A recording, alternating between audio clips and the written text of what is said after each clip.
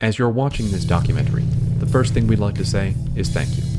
This project has been our passion.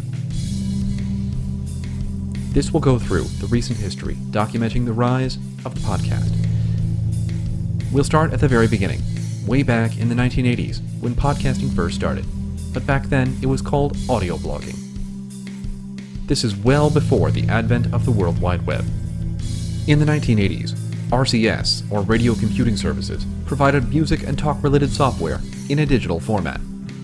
And in the early 1990s, we now started to have radio-style talk shows, but on the computer. And in 1993, Carl Malleman launched Internet Talk Radio, which was the first computer talk radio show, each week interviewing a computer expert. It was described as audio files that computer users fetched one by one. We have to say, what a super snappy name that is.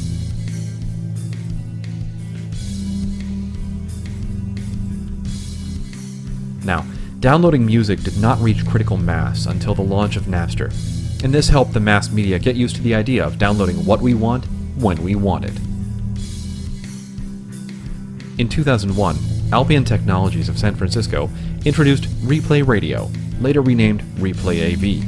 This was like a TiVo recorder, but for internet radio shows. The best feature was a direct download link, which would scan the radio publisher's sites for new files and copy them directly to the user's hard disk. The first radio show to publish in this format was Web Talk Guy's World Radio Show, produced by Rob and Dana Greenlee.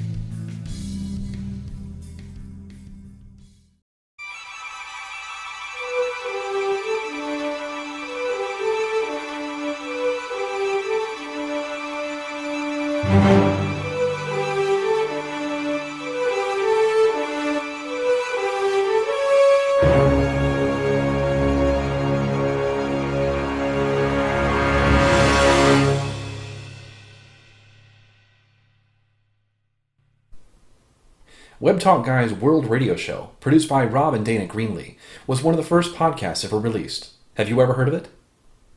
No. Not once. No. Just then I heard it. I'm sorry. Have we ruined your documentary already? I feel like we ought to have. Okay, let's move on to the podcasters then. When was your first recording session?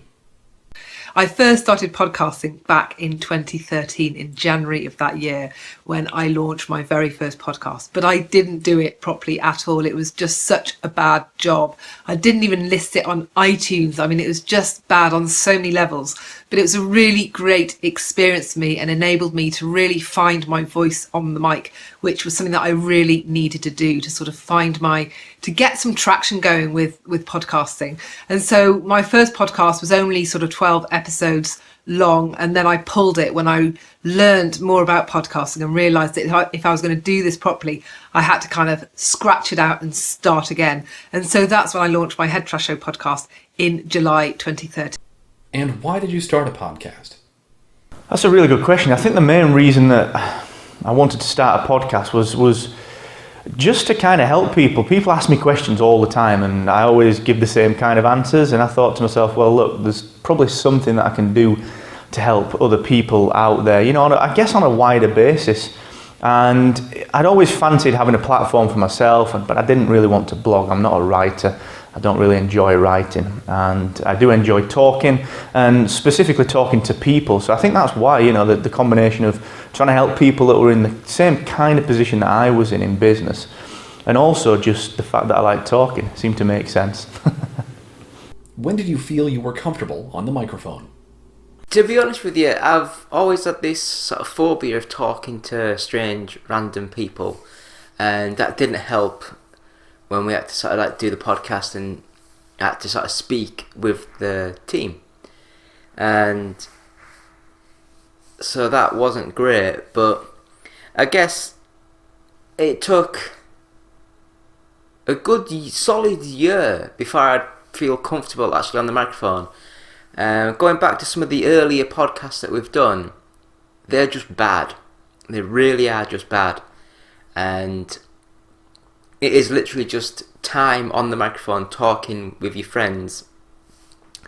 That is all that it sort of takes. And you just need time. That is it. It is literally just time. That is all you need. to get the podcast working, basically. So that's all I can sort of say about that one. Why do you enjoy creating podcasts? Do you know, I think the reason that I enjoy creating podcasts so much is just the fact that you've kind of got your own freedom. It's not anyone else telling you what you can or can't do. It's your platform, it's your show. You can do exactly what you believe your audience wants, and you can listen to that audience and they can tell you and they can talk to you, so you can really start to tailor things. I think that's the real benefit of the medium, is you can just do what you enjoy doing, and that's why I think everyone enjoys creating them so much. I don't think you'd ever find a podcaster that thought to themselves, do you know what, I don't really enjoy this, because they just wouldn't do it otherwise. So yeah, the freedom and the flexibility is just fantastic. What is the worst thing you've ever recorded? Now, I can't really remember anything really bad actually putting up on the podcast, because we record everything and then I get all the audio and then I actually edit it all down. So anything that's quite bad in the hindsight, because when you're with your mates, you do start talking about some stuff which under other circumstances you probably wouldn't say. And I mean, they're just silly little things that you say when you're in groups, but because you don't know who will actually download the podcast, I feel it's in the best interest to actually just delete the file and keep it, straight and narrow, just keep it going.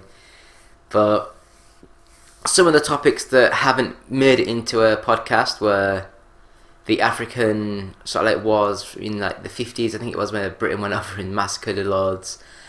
Other topics were Nazi Germany. Other topics were disabled people, which a little bit of that did go out because I thought it was quite funny. Not in a horrible sort of way, but just something that happened in my childhood. Other than that, we haven't really done anything, bad. So yeah, sorry to spoil all you guys. There's nothing really that we've done, but great question. What has changed with the equipment since you started podcasting? Well, to be honest, I've not been in the industry too long, so I've not seen too much equipment change. What I have seen is, because more and more people are wanting to get into podcasting, manufacturers are making things much, much easier. So obviously you've got USB microphones and so on and so forth that keeps the hardware costs right down.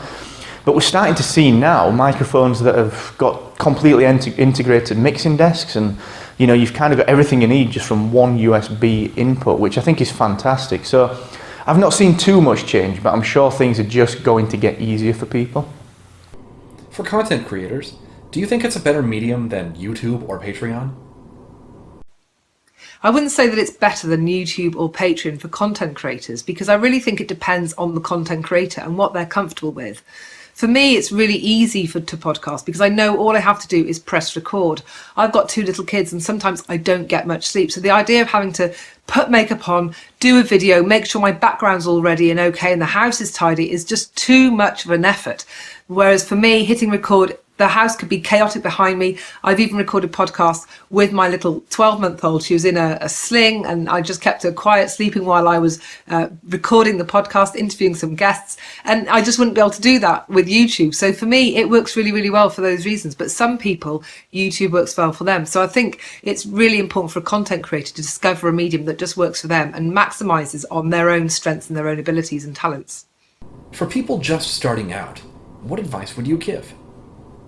Well, I think there's a lot of advice out there for people, and I think, one of the biggest things that people are going to hear is don't worry about being perfect, just start, just get something going. I think if you listen to certainly my own episode 1, wow, it's terrible, I'm really robotic, it's really kind of drony, it's really kind of dull if you like, and I think you don't need to worry about that. That's the thing that I would say to anyone wanting to start out, is just start doing it and don't be nervous about how bad you feel you are, because you're doing it and that's 80% of the way there, so just crack on, get something done and you'll learn from there. So just get started, really. They're very popular now. Why do you think they got that way?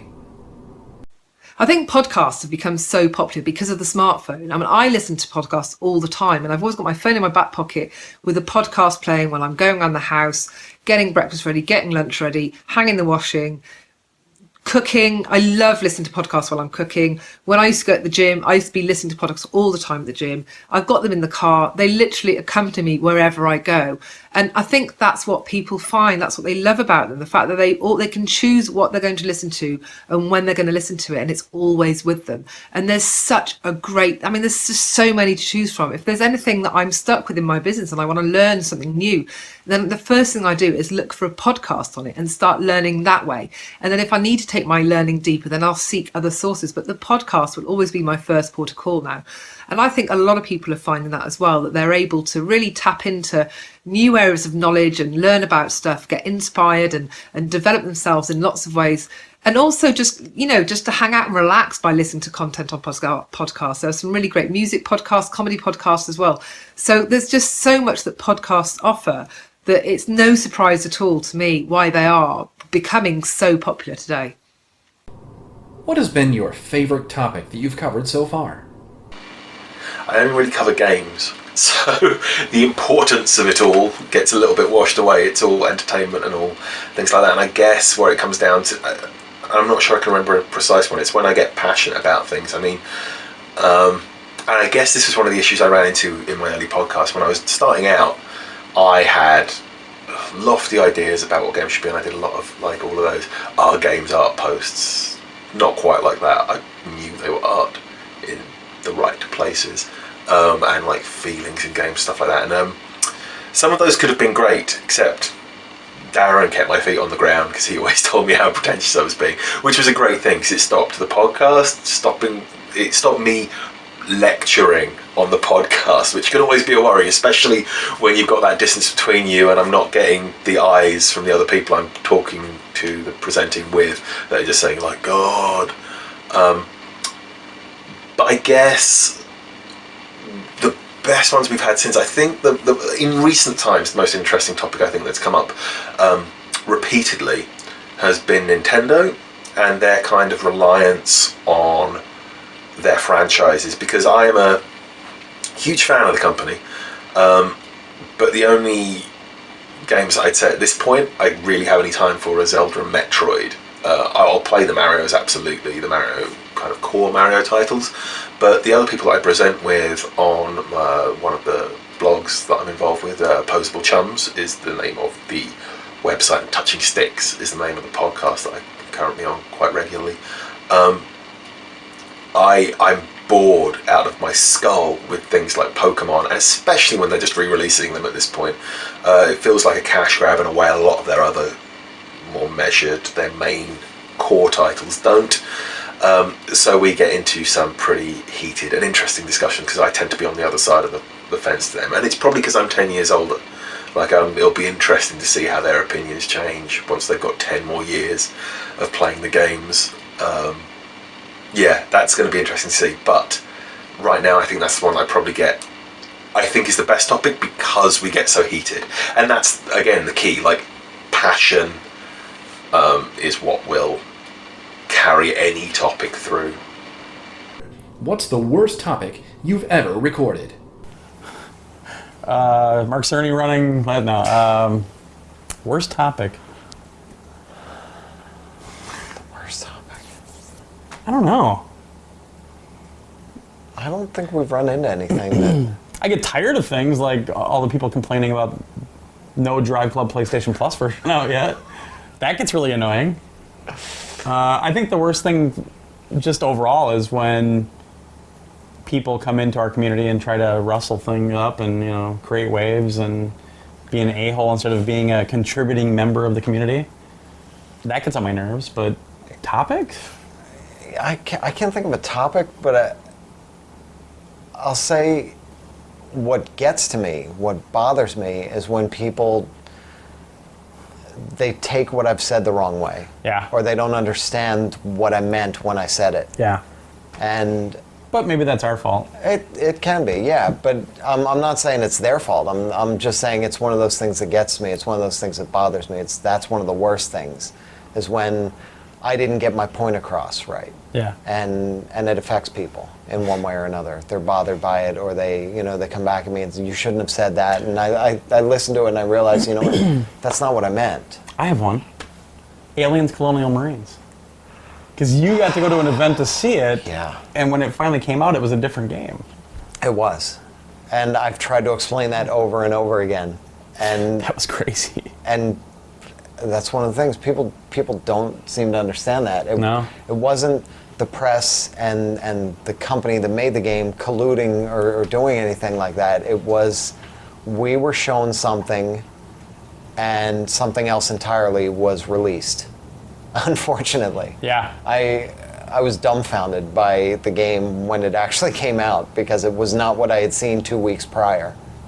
Not any. It didn't even look anything like it. Yeah. In terms of the visual fidelity and the way. Yeah. Just the way it even, the way it was built. It was a mess.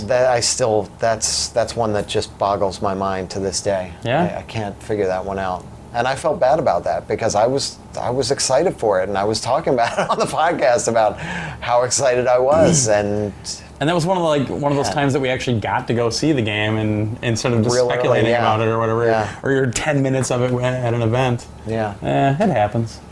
yeah. What's the best podcast you've produced? Oof, that's a question. I think we just combined these questions and the last ones to the topics. Yeah, we kind of did. Best episode, fuck it. Let's just say space. Shut up a second. Space is off the I was chain. in for a time in that episode, and it was good. Yeah, space is pretty amazing. Yeah. As for plumbing the Death Star, Dr. Doodle episode, I like that one. Yeah, that was fun, but I wouldn't say it was our best. Actually, no, the metahuman one.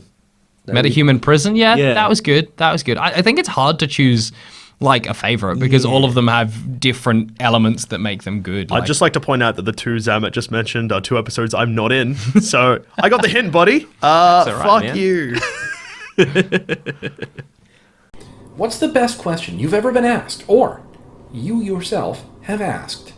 No, we don't get asked questions. This is the first question we've ever done, isn't it? I think so, yeah. Now, what is the worst question you've ever been asked? I've probably asked a million terrible questions. So can't really think of a specific one, but I guess when I'm sort of flustered, if a conversation's not really going anywhere and I feel like I need to fill a gap, I'm sure at some point I've said something like, so, what you been up to, or I don't know, something very sort of generic that I kind of went, why didn't I say that? But if you're doing a 2-hour podcast, it's gonna peak and trough, that's just common sense. So you're gonna end up seeing sort of questions like that. So I don't really mind. But yeah, so I don't really know. I can't really think of anything where I've kind of went, ooh, why do you say that? It's a bit controversial. Because one of the benefits of podcasting as well is you get an instant reaction. So if you say something that someone doesn't like, they very often will say it on the show, and I'll elaborate and say, oh, I didn't mean like that, I mean it like this. So that's what's interesting. What do you like to do to prepare for interviews when guests come on your show? All 3 of my podcasts have featured guest interviews alongside the more solo content that I provide. And so I've always had to sort of wrestle with preparing for the guest interview. And it really does depend on the guest as to how I prepare. So some of the guests I've had on, I've known them quite well, or we've developed a relationship over social media that means it's a very relaxed sort of interview, and I've already become quite familiar with a lot of their work through following them or being in the same circles for quite a while. Whereas if there's a new guest where I really don't know anything about them, and maybe they've approached me because they want to come on the podcast, or because I'm researching a topic and I feel that is going to add value to my audience, then I will spend quite a bit of time trying to get my head around who they are. And if they've launched a book or they've created a film, then I'll definitely dive in and read the book and watch the film. I've interviewed quite a lot of film directors on the fear-free childbirth podcast, so I will spend time watching the material they've created, because I think it's really important to have that perspective when you're speaking to them. So it really does depend on the guest. But having said that, I do not try and over-prepare, because I want the conversation to be as relaxed as possible. So it's very rare that I have a load of questions lined up, because I would rather respond to what they're saying to me right there and then, rather than make it sound like I've got this list of questions that I want to ask them. So it's a blend of research and just winging it, to be honest, and that's works for me right now. But I dare say if I get a really high profile guest, then I might spend a little bit more time on the preparation and less on the winging it. Are there any topics that you wish you could have talked about, but you haven't done so yet? Plenty. I mean, it's such a weird question. I mean, there's no way you find time to cover everything. Sometimes the other people in the room, sometimes the other people on the show just aren't on the same page as you. You don't want to do it by yourself. But I guess if you're looking at like truly missed opportunities, it's when I haven't had the equipment with me to do something in a timely fashion, or I've seen that kind of little possibility. Like I got drunk, sat next to Sweary, who made Deadly Premonition at an izakaya in Tokyo before Tokyo Game Show one year. Or if I could have got a mic on that conversation for 5 minutes, it would have been fantastic, because his broken English and my broken Japanese would have only led to comedy gold. Another time I had half a minute in front of Shinji Mikami of Resident Evil fame, and that is a series that I adore. So the opportunity to have like just be able like just get my claws in there, like, and that's what it comes down to. It's about having the contacts. Like if I could have got that, then maybe I could have had an email conversation with him and secured, even if it was just a written interview, but just secure just a few questions on mic that I could have put up somewhere. That would have, forget if the answers had been any good, just the excuse to talk to him that little bit longer would have been incredible. So I guess, yeah, I guess the things that I feel like I've missed, I don't think I've missed anything in terms of a topic. Maybe I haven't been timely enough, but I don't think there's anything out there that you can't cover on a podcast, and that's kind of the beauty of them. I mean, it is just talking. So the opportunities, the things that you miss only come in terms of who you can get to be there with you for the coverage. Were there any significant low points in your recording thus far? I think one of the low points for me podcasting was when I just launched my fear-free childbirth podcast, and so now I was running two weekly podcasts with a newborn and a 4-year-old, and it quickly became obvious that this was not sustainable. And so I reached a point where I really had to make a decision that one of them had to be put on hold. And that was really tough for me, because I know from all the emails that I get from my listeners that they love my podcast. And so I had to drop one, and put it on hold. And that was really hard for me to decide which one I would do that with, and how I would handle that with my audience, and how I'd feel about letting them down, because I really don't like letting people down in that way. So that was quite hard for me when I decided to put one of my podcasts on hold. But I was pleased I did it, because it enabled me to focus a lot more of my attention on the one that I stayed with, and that was much better for the long run, because I needed to do it. Do you think that podcasts will continue to become more popular? Yeah, of course. I think podcasts will only grow and grow and grow. I think it's a medium that when we start to see podcasts very specifically moving into cars, so natively built into a car's audio entertainment system, that's going to be huge. And I think people are already doing that. You've only got to look at some of the new manufacturers that are building them in. You've only got to look at what Apple is trying to do with CarKit. It's going to grow and grow and grow when it's part of the native dashboard for someone. And more so, you've only got to look at people like Spotify, who, at the time of recording this, have just announced that they're going to be supporting podcasts, which is massive. That opens up 70 plus million users to people that want to consume this kind of content. It's huge. There's no way right now that it can stop growing. It just won't happen, because people like my mum, like my parents, they're starting to get tuned into this world of on-demand content, and podcasts fall squarely within that remit. So yeah, for me, podcasts, they're on the way up. They're only going to continue to grow, no question. And finally, how do you think podcasts must change to continue to be relevant in the future? Hey, that was sort of an actual lead on from what I just said. Yeah. Hey, I don't even know these questions. That was just me being clever. Is he doing this? Is he? No? No, I'm not. I'm Oh, sitting He's normally. pretty slouched. I imagine guys. that they'll. I mean, I don't know. They're already super niche. I don't even know if I can really imagine them, changing. Assume they will. I guess bigger networks sort of thing. That's I think, true. They'll either go that, they'll go broader and more niche at the same time. Like not the same podcast though. So you're gonna get ones that are made for everyone and other podcasts that are made for just one person. Yeah. They might ultimately, like if technology changes, like you're saying, satellite radio, they might replace conceivably commercial radio. Hey, it's a possibility. I don't know. Yeah. Stop looking at me. Whatever the audience really wants, and I guess that's what I think. I think it's probably going to end up being a bit more money in it now. That'd be good. That'd be nice. You're probably going to get people wanting to advertise and realizing that podcasting, you're hitting a niche market, you're hitting a certain audience. So yeah, please do that. So I'm hoping. That's more of a hope, really, than I think. Yeah, that's more that'd be nice. That'd be nice for us because we will sell out in a heartbeat. Instantly. But yeah,